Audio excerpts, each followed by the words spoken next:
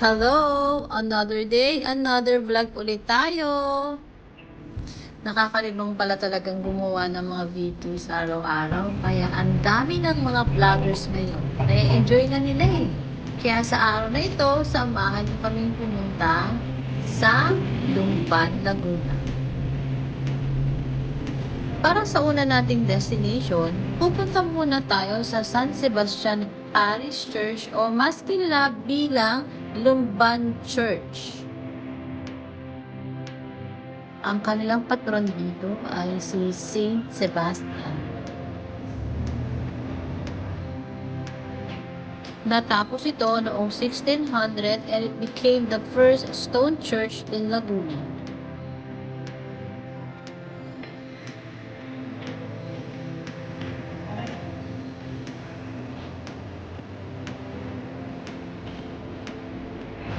So, para sa susunod naming destinasyon, itatry namin ang sikat na Rixilo at Elvira's Halo-Halo dito sa Lumban.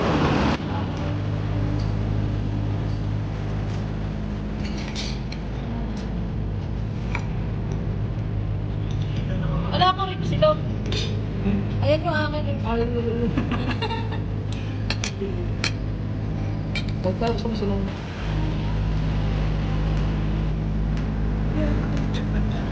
At syempre, hindi ito makukumpleto kung wala ang Elvira's Halo-Halo.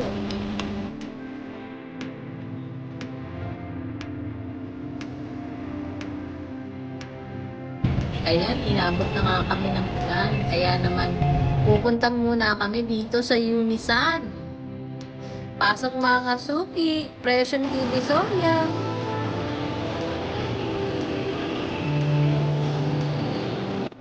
Pero bago ka umuwi, bumili ka muna nitong Shing Aling. Akala mo ba natapos na? Dumaan ka rin dito sa famous Monay ng Villa Laguna sa halagang 5 pesos. Ma-enjoy mo na. Naku, at tama-tama naman umulan.